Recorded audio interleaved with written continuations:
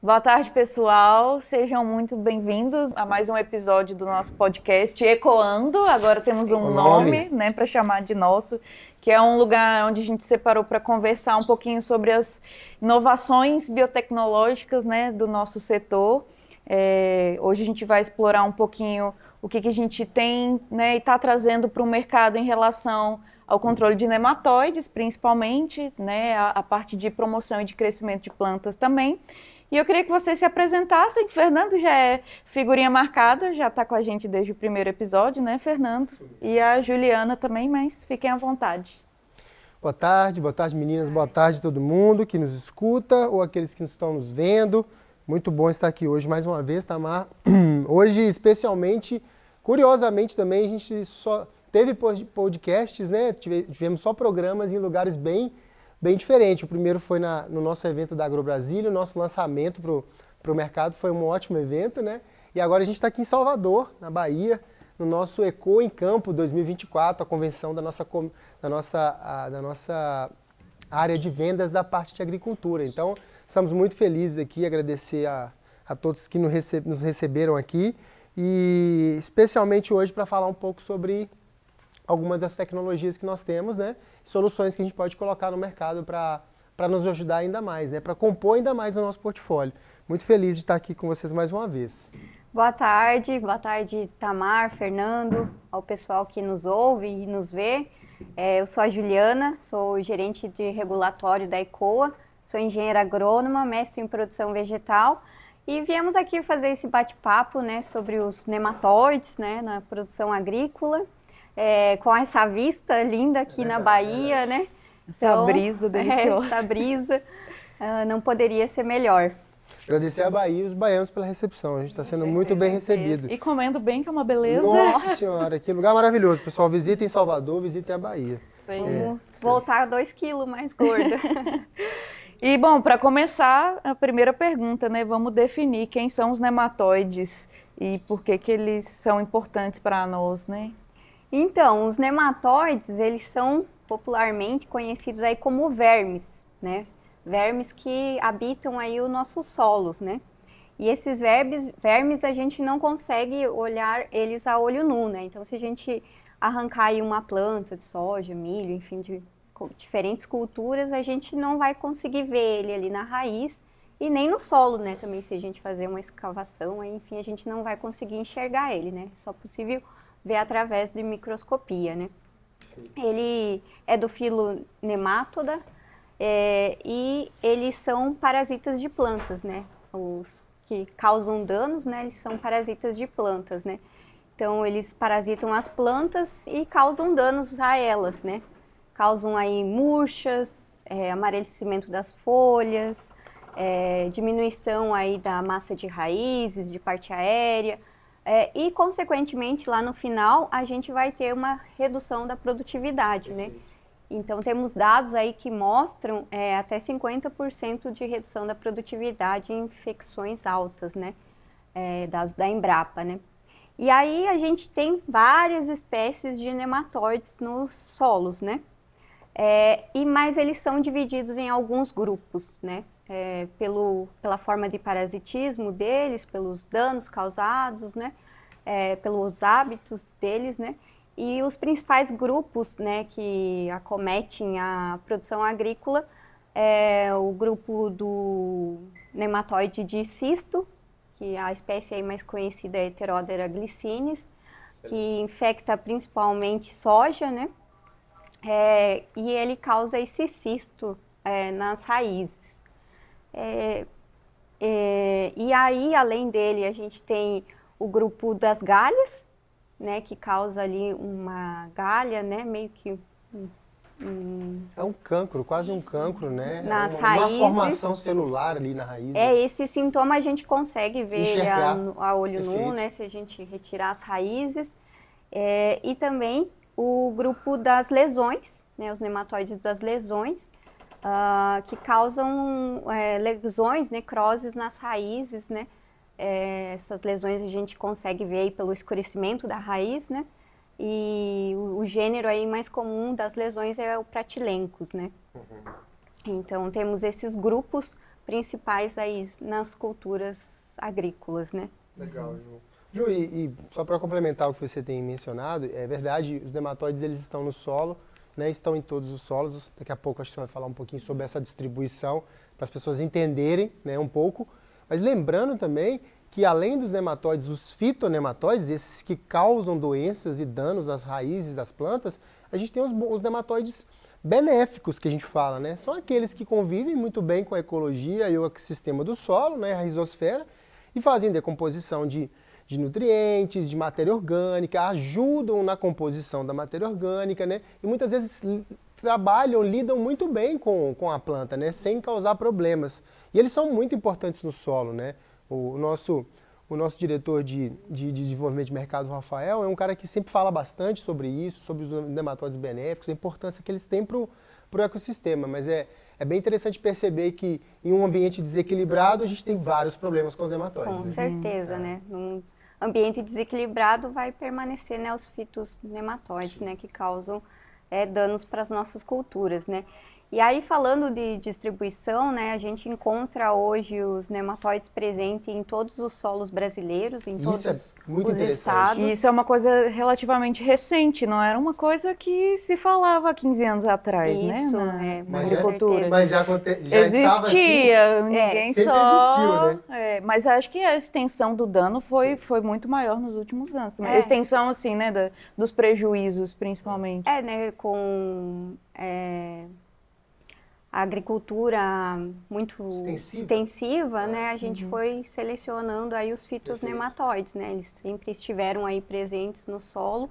Mas e quanto mais disponibilidade ele tem de nutrientes e de cultura, mais ele consegue ficar, né, então no ele ambiente. Perpetua aí a espécie, né, tem vários ciclos aí durante as safras, né, então vem causando danos e danos severos, assim, né?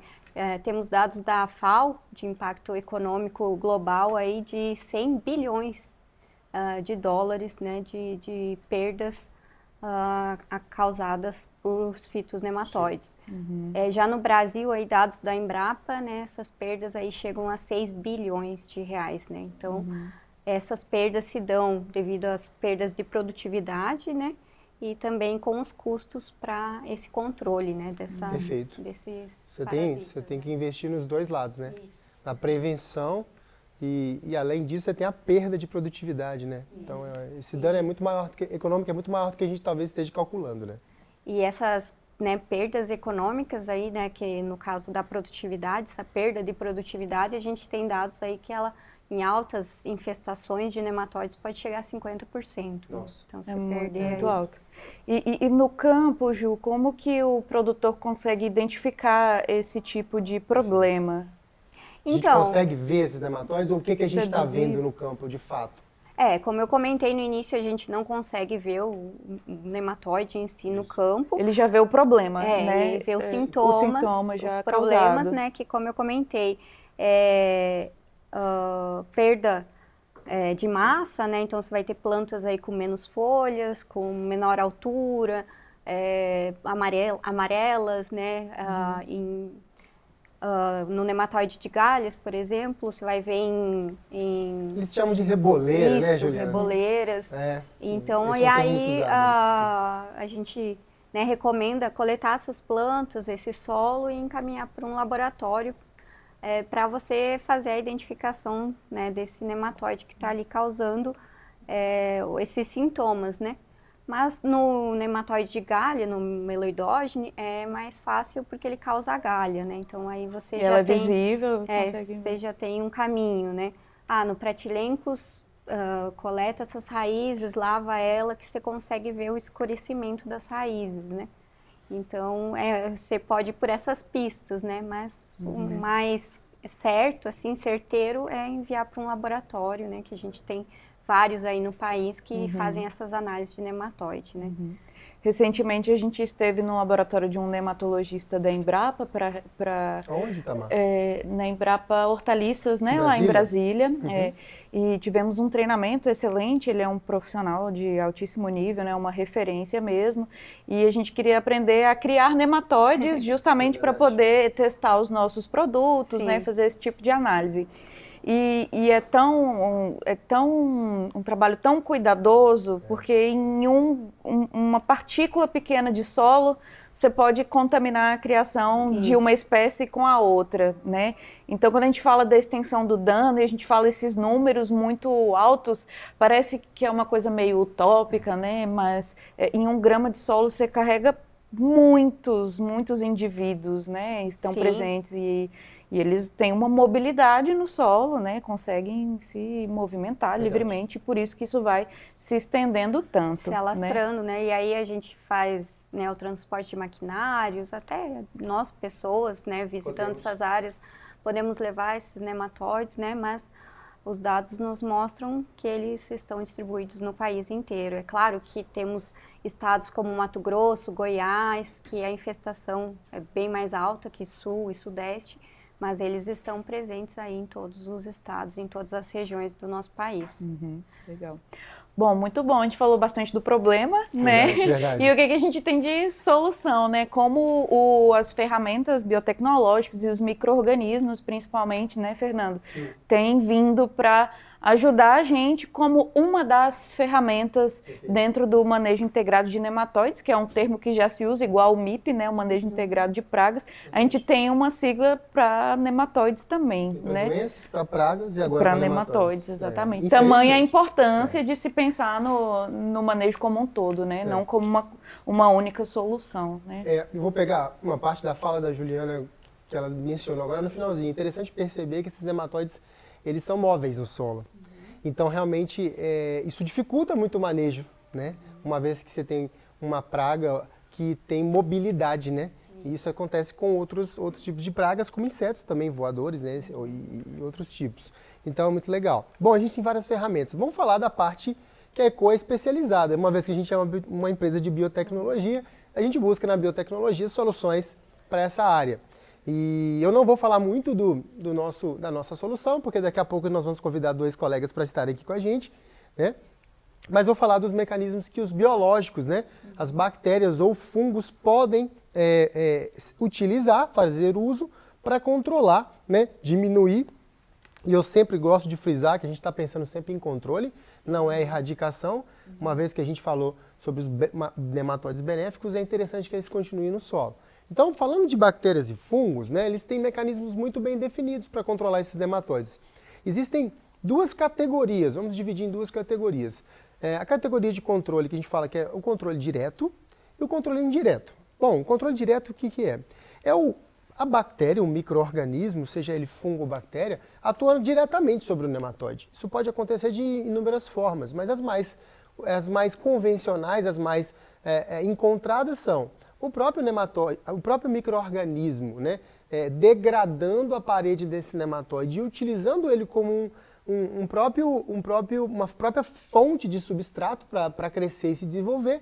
E isso pode acontecer de diversas formas, com produção de enzimas extracelulares, que vão degradar, seja quitina ou lipídios de parede, né, e vão usar esse nematóide. Uma vez que feito isso, o nematóide acaba morrendo. Uma outra forma, os fungos são muito especializados nisso. Eles usam o nematóide como um suporte e acabam se desenvolvendo ao redor desse nematóide, o que diminui a sua mobilidade, ele passa a conseguir não se mover tão facilmente no solo e também, eventualmente, o fungo tem o mesmo objetivo da bactéria, né? Está tentando, de alguma forma, utilizá-lo como fonte de nutrientes. Então, são mecanismos muito clássicos, né? É um predador do predador. Perfeito, é isso. Um parasita do parasita. É um parasita do parasita, Tamar, tem toda a razão. E isso é muito perceptível e também pode ser visto de forma muito clara. A gente tem muitas imagens de microscopia, são lindas, né? Lindas. Em artigos científicos, isso é muito legal. A gente ainda não teve a oportunidade de fazer uma imagem dessa, mas já vimos também em laboratório essa ação acontecendo de uma forma muito clara. O segundo mecanismo que eu mencionei são os mecanismos indiretos. E essas mesmas bactérias e fungos podem produzir algumas moléculas né? E, de novo, podem ser moléculas sinalizadoras, vamos chamar assim, que podem fazer algumas coisas que esses nematóides. O mais comum deles é confundir o nematóide, né? Essas moléculas são liberadas na rizosfera, na solução do solo, e em contato com os nematóides ali naquela região, ela pode confundir o nematóide, deixar que ele não perceba que a raiz da planta está ali. Uma vez que ele não percebe que ele tem um ambiente próprio para se desenvolver, ele acaba não acessando essa rizosfera. Uma outra forma... Ele morre por inanição, né? Por inanição. Encontrar o hospedeiro dele. Ele né? precisa, exato. No fim das contas, todo mundo quer sobreviver. Ele também está tentando sobreviver, né, Ju? E ele não encontra a planta para se alimentar. Bom, para predar. E uma outra forma, essas mesmas moléculas que podem ser de várias categorias. Lipídios, aminoácidos, podem ser proteínas, algumas enzimas, moléculas sinalizadoras menores, né? Até, podem ser até RNAs, por que não, né? Porque esse mecanismo não está muito claro em alguns casos. E essas moléculas, elas também causam problemas nesses nematóides, podem degradar esses nematóides de alguma forma, podem causar alguma intoxicação. Então são mecanismos mais indiretos. Um outro mecanismo direto muito clássico que umas bactérias fazem, e os fungos também, é formar um biofilme ao redor dessa raiz. O que é esse biofilme que a gente chama, né, fala bastante? São camadas de células de fungos ou bactérias que vão se formando sobre o tecido da raiz, e quando o nematóide chega, ou ele não percebe que a raiz está ali, ou ele não consegue acessar essa raiz. Ele não consegue introduzir o estilete dele, né, na Perfeito. raiz da planta, né? E iniciar o processo de predação, que acaba levando aos danos que a Tamar e vocês falaram muito bem, e você também falou muito bem aqui.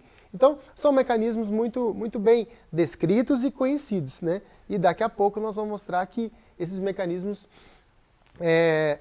foram elucidados, nós buscamos isso em campo, né? A nossa equipe foi atrás dessa solução e trouxe uma grande solução para o mercado para esse sentido.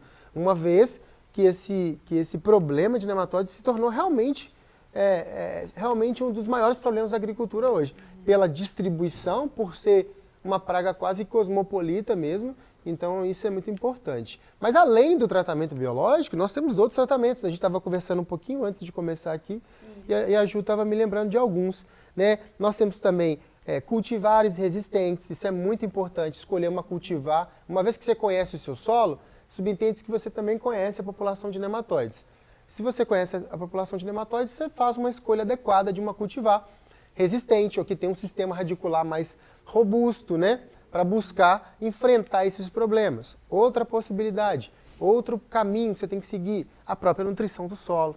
Um solo desbalanceado, desequilibrado nutricionalmente, favorece a produção a multiplicação desses nematóides ali naquele local, e o que vai causar os mesmos danos que a gente está falando. Você falou de um outro, Ju, que a gente estava falando um pouquinho aqui. A rotação de culturas, né, é importante, né, você não estar sempre cultivando aquela mesma cultura, né, porque como eu mencionei no início, a gente tem vários grupos, várias espécies de nematóides, então temos espécies de nematóides que são hospedeiros, parasitas de uma cultura e não da outra, né? Então, do mesmo modo que a gente tem uma preferência alimentar, isso, eles também têm uma preferência isso. alimentar, né? E aí, com isso, a gente quebra esse ciclo, né? Ele não vai ter o hospedeiro dele ali, ele não vai conseguir estar se multiplicando, né? Então, a gente consegue diminuir a população e também não aumentá-la mais, né? Então...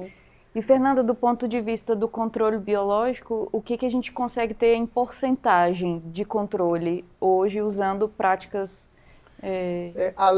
Exato, isso é uma ótima pergunta, Tamar. A gente consegue ter bons controles, já chegamos a observar a diminuição de até 90% dos nematóides no solo, né, quando você tem um solo muito desequilibrado. A área de nematologia, como vocês mencionaram aqui, é uma área da visita que você fez em Prapa, você viu, é uma área de muita complexidade para fazer as medições desses nematóides no solo. As amostragens são grandes problemas que a gente vive, né, que o próprio setor vive, mas ela é muito importante. A gente tem muitos bons nematologistas no Brasil, ainda bem, né, distribuídos pelo Brasil, mas a gente consegue controles muito bons, acima de 90% em alguns resultados que nós tivemos. Eu vou deixar para os meninos contarem um pouco mais dessa história, mas assim, a gente consegue. E dentro do manejo ainda biológico, rotação de culturas, nutrição, A gente pode ainda continuar esse manejo de solo, fazendo, por exemplo, uma cobertura vegetal, né, que também protege o solo e melhora a população de bactérias e fungos naturais ali, né,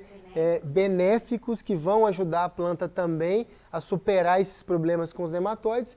Além disso, existe controle químico também.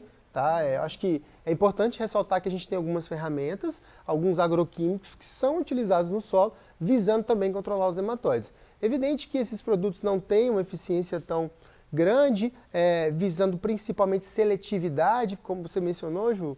Nós temos muitas espécies, e você citou pelo menos 3 gêneros aqui, né? Que tem várias linhagens dentro dos gêneros. Então, esses produtos muitas vezes não têm eficiência com todos os gêneros de nematóide, né? E também o residual, né, desses produtos químicos, né? No biológico, a gente vai conseguir aumentar, né, a população da bactéria ali no solo, na planta, né, ao redor da planta, e o produto químico ele vai ter ali 10, 15 dias de ação, depois ele vai ser degradado ou lixiviado, né? E aí, então, a gente não consegue ter o controle durante a cultura inteira, né? Durante o período da cultura como um todo. É interessante a gente lembrar que a maioria desses micro-organismos que compõem o portfólio, né, de biológicos e que são usados nessa aplicação foram trazidos do solo, né? Eles vieram de lá, então lá é o melhor lugar do mundo para ele, não é dentro do galão de 5 litros, né?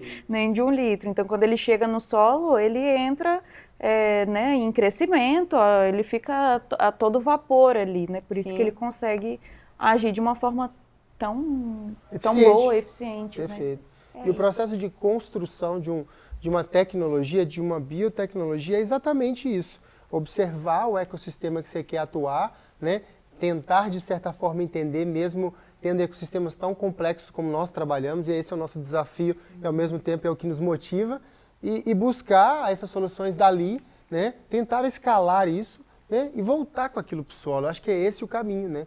E é legal isso que você está falando, Ju, sobre a permanência dessas moléculas químicas, desses agroquímicos no solo, porque certa vez eu estava na Bahia conversando com um pesquisador da Embrapa também, ele especializado nessa parte de pós e pré-emergentes no controle de plantas daninhas. Ele me fez uma pergunta muito curiosa, a gente estava no meio do campo, assim, um sol muito forte, e mesmo sob essas condições eu consegui perceber o que ele queria me chamar a atenção. Ele falou sobre, me perguntou quem que degradavam aquelas moléculas químicas que estavam nos solos, ou seja, herbicidas e outros muitos produtos. Eu me dei conta naquele dia que são os próprios micro-organismos, né?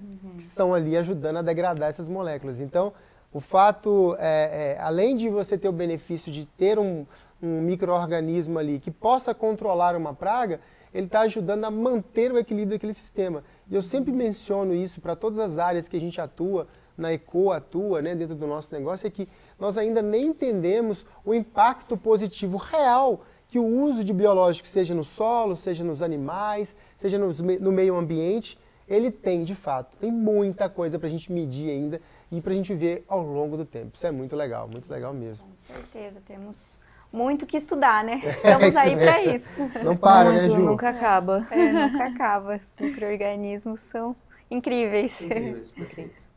Tá jóia, gente. Acho que a gente encerrou a primeira parte. Ótimo. Vamos agora contar com a presença do Alan e do Rafael, que vão contar para a gente um pouquinho mais dessa parte aplicada no campo, né? O que a gente tem visto de resultado e qual a surpresa que a gente tem para trazer também. Obrigada, Tamar, obrigada, Ju, pelo convite. Participação. Obrigada, foi Fernando, muito bom. Aí, por compartilhar do momento com vocês. Foi muito Ju, bom. muito obrigado Obrigada, pela primeira foi um vez que você está prazer. aqui com a gente. Mas não a última. Isso, eu já ia falar. Já soube aqui do lado que vamos ter um próximo podcast com você e mais um colega. E vai ser muito bom tê-la aqui de novo. Obrigado, foi ótimo, viu? Parabéns. Foi ótimo. E vamos agora chamar o Alan e o Rafael para nossa conversa, continuar, né? Eu vou me despedir também, porque eu vou deixar você, Tamar, com os meus colegas. Você está acompanhada, eu vou acompanhar a Ju para tomar um café. Tá bom? Tá bom, obrigada.